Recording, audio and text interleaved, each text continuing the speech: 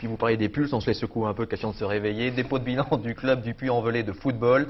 Eh bien, il jouait la montée en deuxième division. Il risque de ne plus jouer du tout. Radiographie d'un malaise avec Jean-Marc Rebul. Les tribunes de ce stade Massot de plus en plus désertes depuis l'accession du club en 3e division. Sa défaite face à Châteauroux qui l'écarte définitivement de l'accession en 2e division et du même coup l'équipe perd son statut professionnel.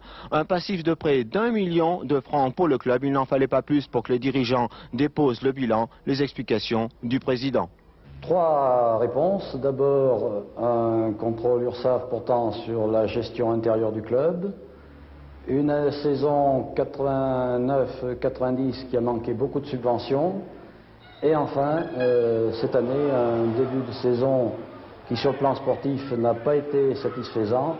Et aussi une désaffection des sponsors et aussi peut-être du public, les deux choses étant liées. Alors, comment voyez-vous l'avenir?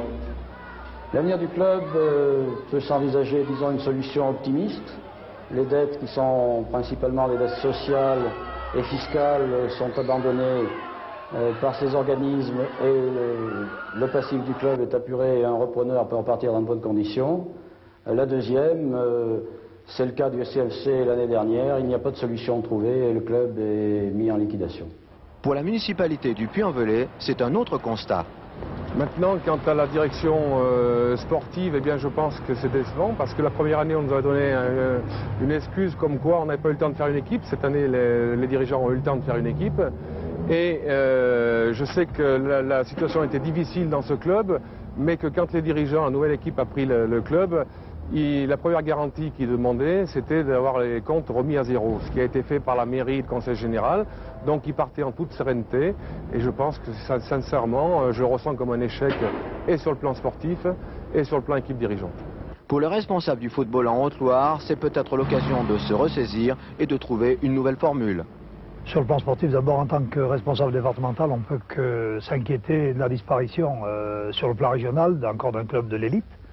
Maintenant, ce qu'on peut souhaiter, c'est que tout de suite il y ait un repreneur, bien entendu, très rapidement, mais surtout ne pas perdre l'acquis des jeunes, puisque déjà tous les jeunes sont représentés pratiquement au niveau de la Ligue d'Auvergne. Ce serait quand même dommage que ces jeunes ne puissent pas évoluer encore à leur niveau. Pour les joueurs du COP, il faut bien continuer à se battre, mais sur le terrain, et ce week-end, ils espèrent bien ramener une victoire de jouer le tour. Tout n'est donc pas joué.